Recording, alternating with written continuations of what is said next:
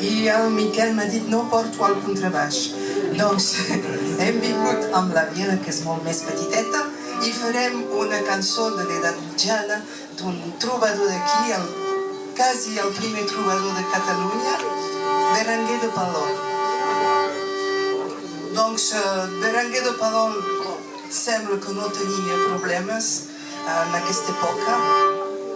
Bé, finalment en aquesta època eren els països catalans molt tranquil·lament i doncs diu que li agrada molt l'amor, la bellesa, el joy i és una cançó que se passa bé per nos donar alegria.